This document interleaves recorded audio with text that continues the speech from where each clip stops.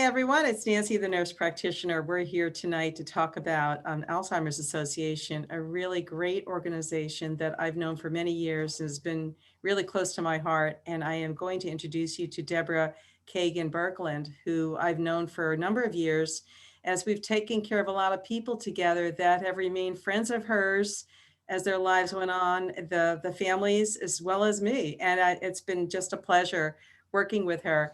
So Deborah has been a care consultant with the Alzheimer's Association for almost 10 years now. And before that, she was part of the chapter, the board of directors. She's a licensed social worker with over 40 years of experience. Oh boy, you must be about my age, Deb, because we're both about 40 years experience. And most of her career has focused on working with the elderly and their family caregivers, which is so close to both of our hearts, huh, Deborah? Yes, absolutely. So, hey, welcome aboard to the YouTube channel, Caregiver Success. And I'm so glad you're here to tell us more about the Alzheimer's Association. Take it away, Deborah. Okay, first of all, Nancy, thank you so much. It's a pleasure to be here with you on your YouTube channel and to be able to share with your viewers information about the Alzheimer's Association. Really, the vision of the Alzheimer's Association is a world without Alzheimer's disease. And our mission is to eliminate Alzheimer's disease through the advancement of research, to provide and enhance care and support for all affected, and to reduce the risk of dementia through the promotion of brain health. Wow, so that's really good. I know there's a lot of people who are suffering from dementia and all sorts of dementias as well as Alzheimer's. I'm on a lot of support groups, Deborah, that I kind of give feedback as far as medical problems. But they're going to love this video because maybe some of them are not connected with the Alzheimer's Association or don't know exactly what they can do to help them. So what kind of programs and services does the association actually provide? We really do provide quite a lot of services. Let me just first share with you, there's no cost for any of our services whatsoever, so they're all free of cost. That's great. Probably the first thing I would like your viewers to know is that we have a 24/7 helpline. And that number is 800-272-3900. And this is answered in our home office in Chicago by professional staff and care consultants like myself who are available to help anybody who's dealing with or coping with Alzheimer's or related dementia. It could be the family caregiver. It could be professionals in the field who need and want more information to help their clients. It could be the person with dementia themselves, if they're in the early stages, or it's somebody who doesn't know if they maybe have dementia or not, but they're afraid, they're worried about their memory, and they want to touch base with somebody who might be able to guide them. So this is very important that people know that we can provide you with help 7 days a week, 24 hours a day. I think people do sometimes know something's changing, Yes. and they start to kind of put their stories together. And I could see somebody maybe calling and just saying, where do I get help? How do I find out? Do I have dementia? Okay, so you refer to, like, how would you refer them? Well, if somebody calls our 24/7 helpline, they're calling from their normal telephone number. So when the helpline personnel answer the phone, they really are aware of what part of the country the person's calling from. Right. And if they want to know about resources that are available in their community support groups, I mean, I'll talk about our services, but maybe somebody's calling because they want to know about a caregiver support group. The person who answers the helpline actually has access to all kinds of national resources, and they can locate the local groups for the person. They have access to all the local information for that person, and can provide them with that as well. They can also talk with them for however long it might take to solve a difficult problem or situation that's come up. Maybe it's a caregiver whose loved one is exhibiting strange or difficult behaviors, and the caregiver doesn't know, what do I do? How do I calm down my loved one? They will talk about those things with them. So, Really great. it's a whole slew of support and information that can be given. And then on a local level, for example, the Hudson Valley Chapter of the Alzheimer's Association, which is who I'm I work for, we have care consultants like myself throughout our 7-county chapter territory, and we can conduct what's called care consultations also. So somebody might also want to talk to the local care consultant, and we can do the same kinds of things. I can connect people to resources in the community. We keep lists of resources. We have lists of home care agencies, adult daycare programs, physicians, neurologists, elder care attorneys, nurse practitioners, and we aren't allowed to recommend one over another, but we can provide a list that has a vast amount of names and resources. Somebody may be wanting to look into an assisted living facility or a nursing home for their loved one. We have those lists also. So we can provide that information. We can talk with the caregiver or even the person with dementia about their problems and concerns. We can do family care consultations. I once had a family of 7 people that I met with. Now that was pre-COVID. Pre-COVID, everyone, I could meet people in our office in person.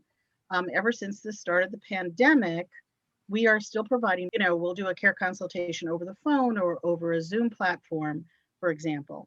But we're here to do the same kinds of things.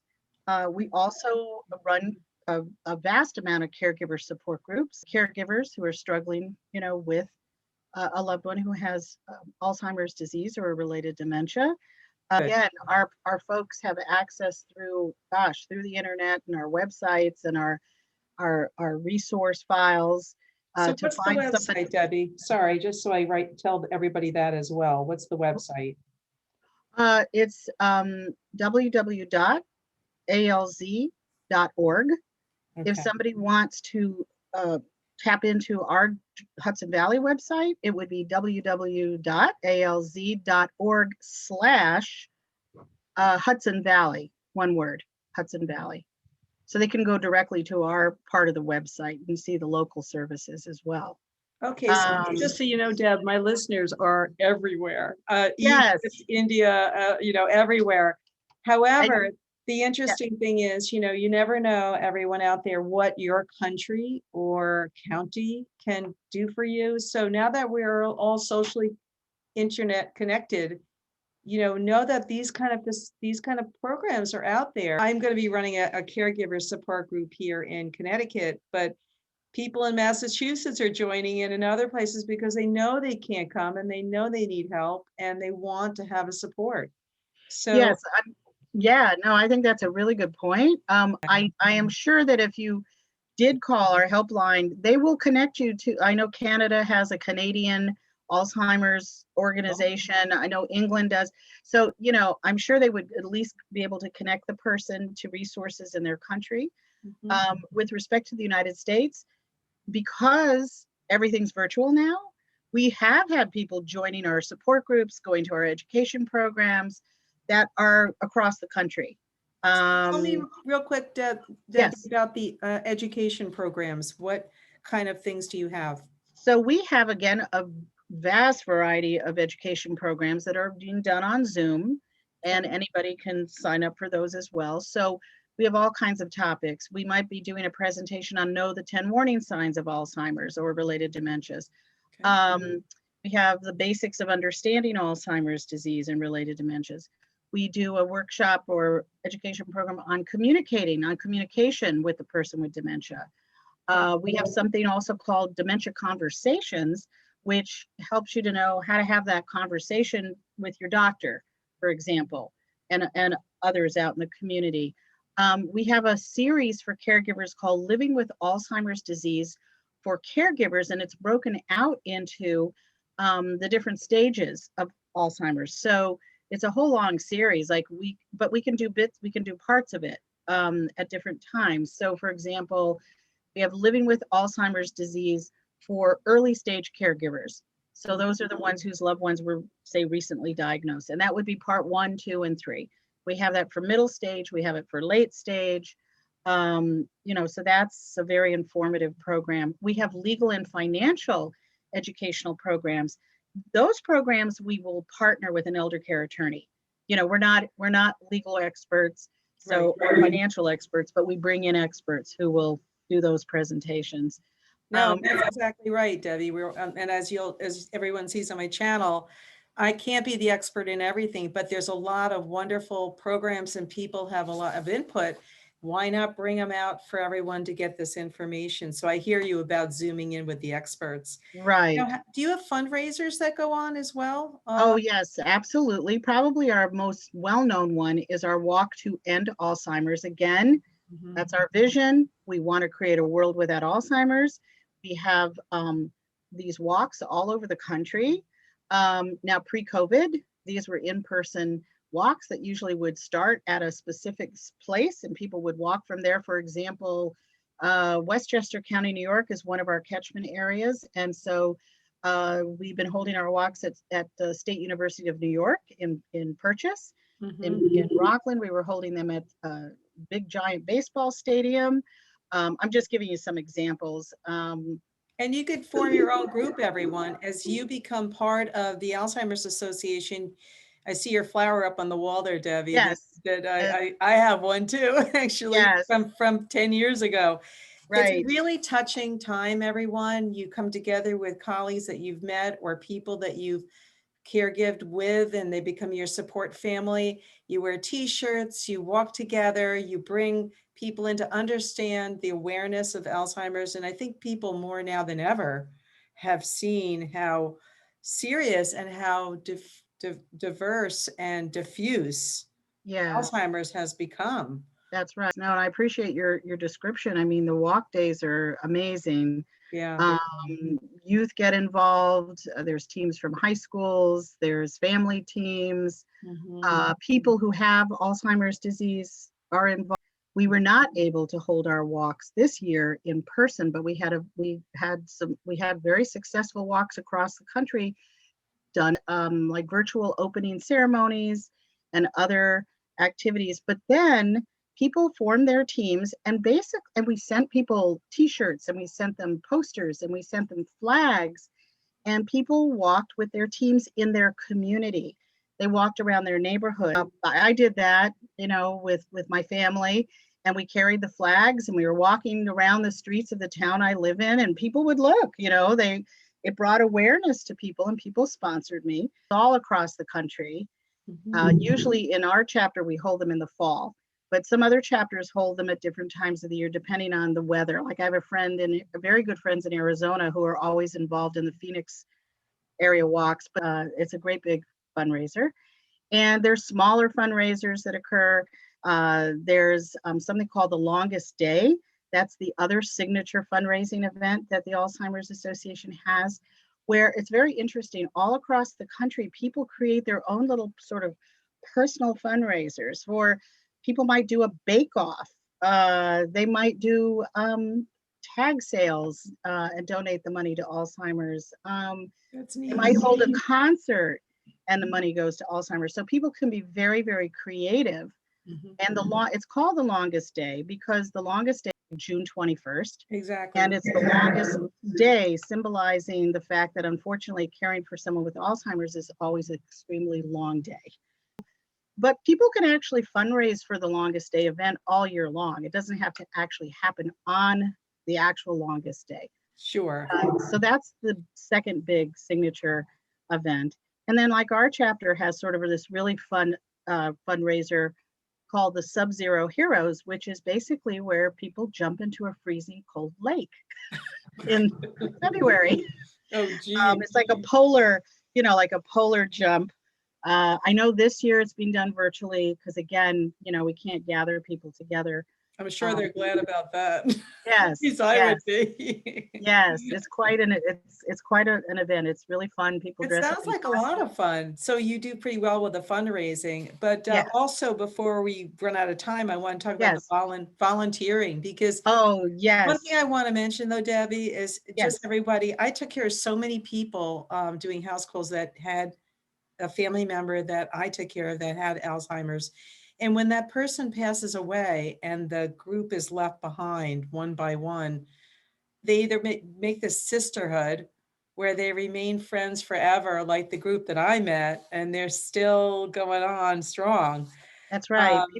but can Mhm. also volunteer. Do they volunteer people that have had a family member that had Alzheimer's? Oh, yes. I mean, we have a huge amount of volunteer opportunities.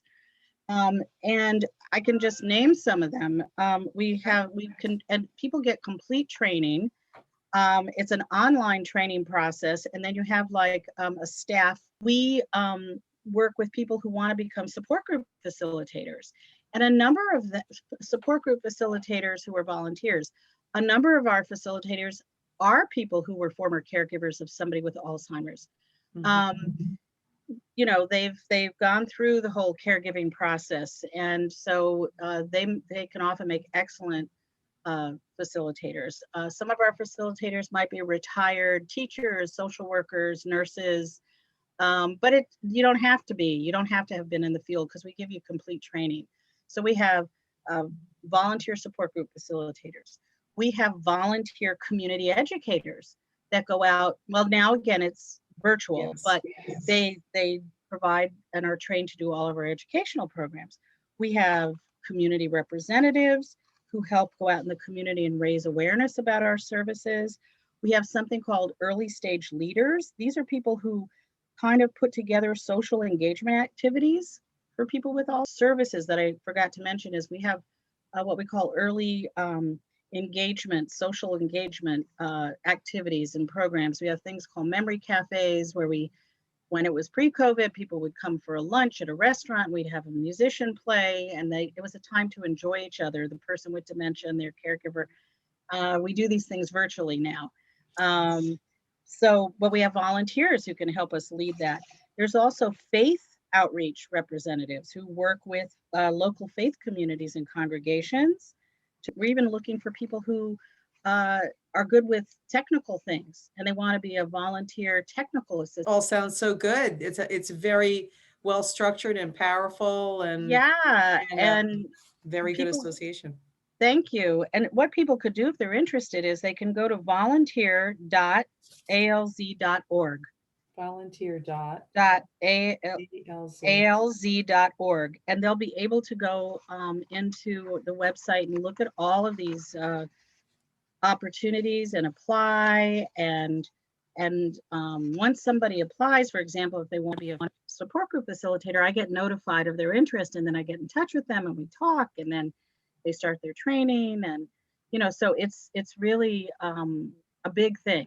We're really looking for volunteers of all kinds, all over.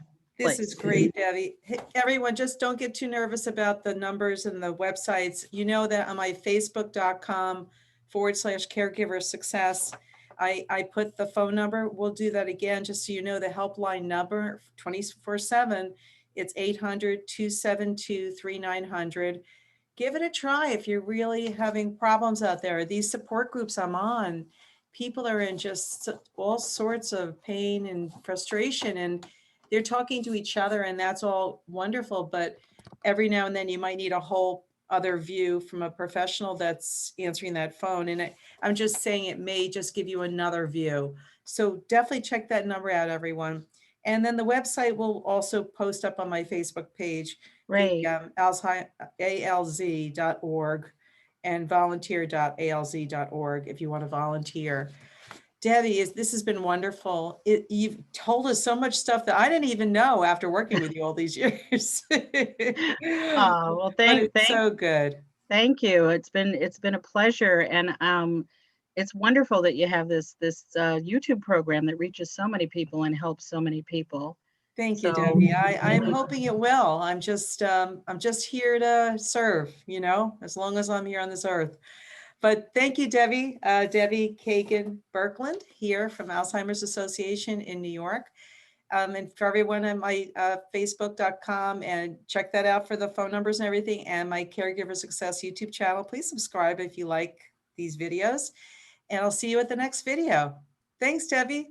you're welcome. Thanks, everybody. Bye, everyone. Nancy. Bye. Bye.